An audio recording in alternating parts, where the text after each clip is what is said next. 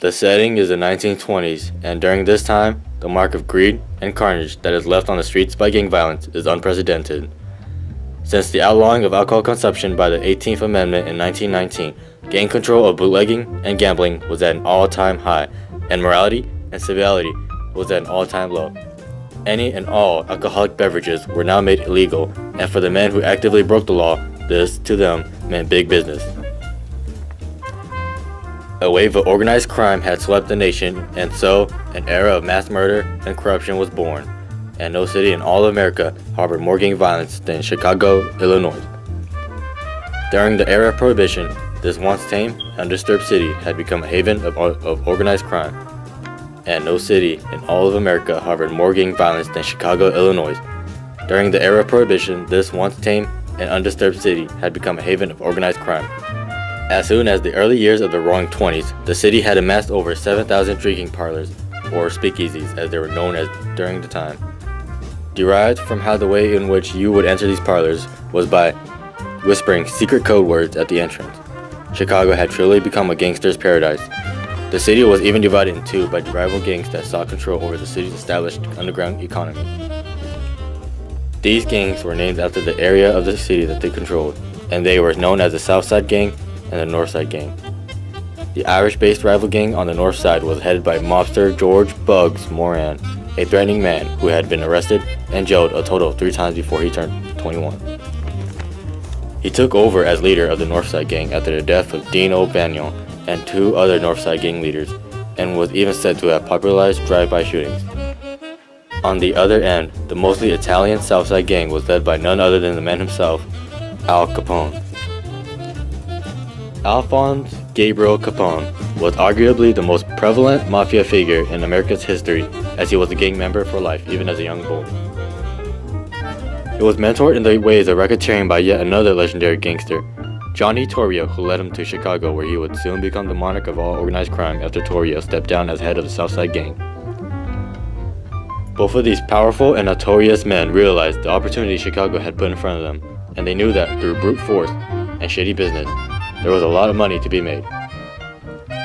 In fact, it was estimated that by 1929, Al Capone's Southside Brewery operation was worth over $60 million a year, and yet he only ruled over half of the city. Initially, the two groups intended to do business on their own territory and deal with each other peacefully. However, this conflict between gangs was no healthy rivalry, as the profits to be made from bootlegging alcohol grew. So did their greed, and so did a number of shootings between the two gangs. To make matters worse, the man who acted as the mediator for the two gangs, Mike Merlo, had abruptly died of cancer in 1924, and so died any ideas of peace within Chicago. From then on, instead of using orthodox means of diplomacy, Capone and Moran let bullets do their talking, with hordes of gang members strutting through the streets in Chicago as well as the rest of the country. It comes as no surprise that there were a reported 12,000 murders caused by gang violence each year. Eventually, this gang violence reached a fierce climax on February 14th of the year 1929, the bloodiest Valentine's Day in history. And in late 1928, Capone visited an old friend in Chicago Heights to mourn the death of his close friend who had recently been killed by the Northside Gang, Tony Lombardo. That day, Al Capone had planned to finally get his revenge on Bugs Moran. Yeah, long time no see, Vinny. Hey Al, how's it going? Come on in so we can catch up.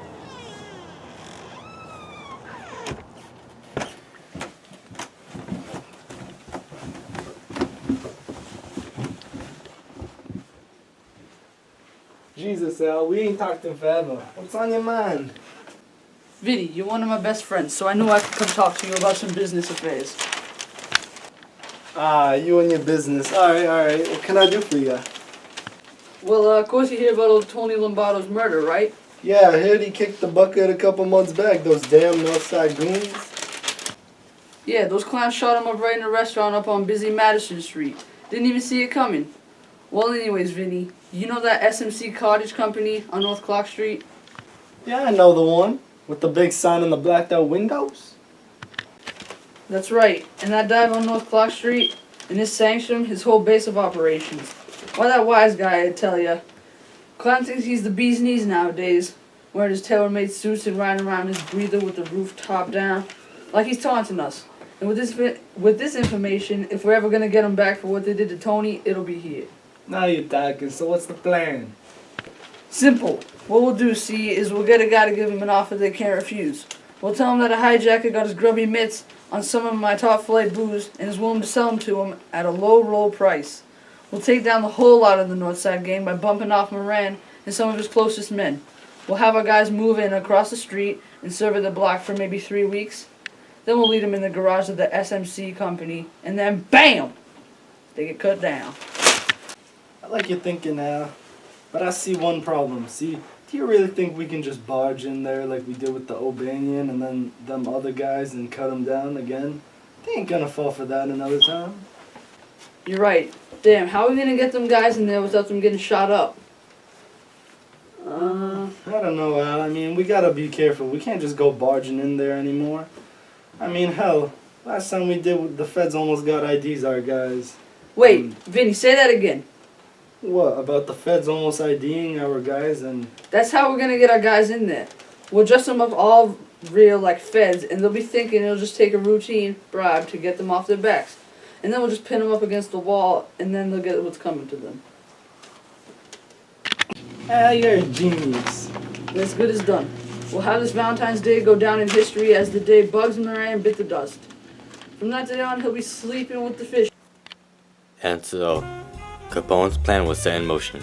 He fully intended to take out his opposition in one foul swoop. The Southside gang was to hire 2 gunmen unfamiliar to any gang from Chicago.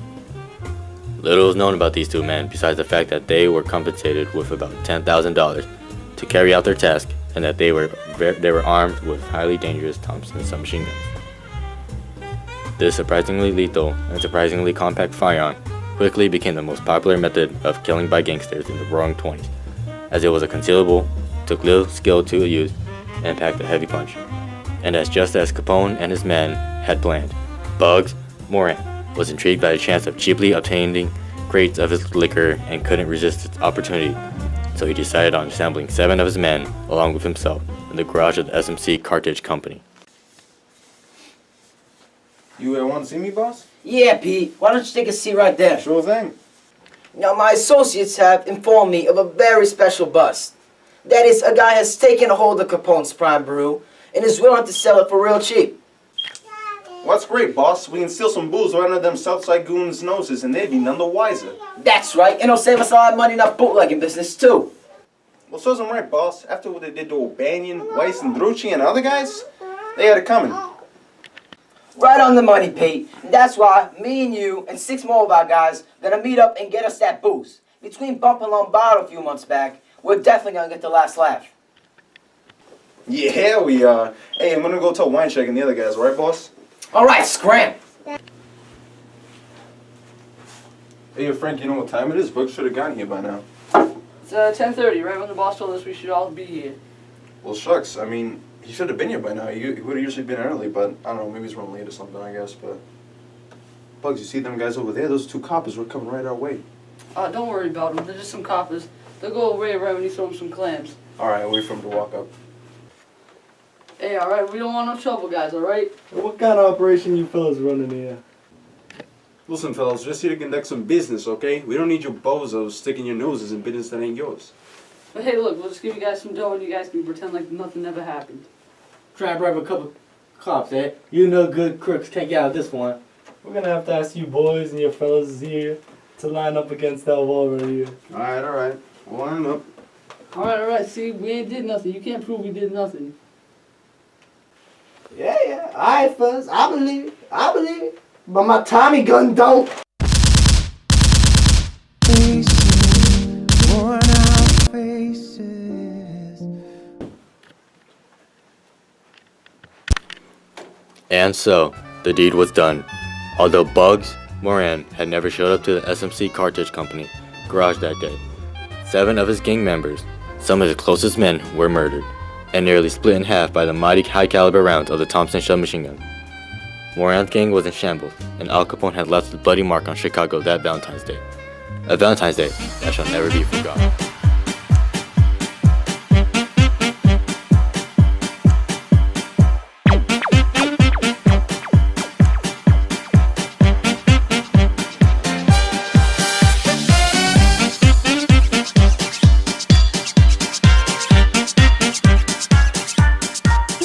What?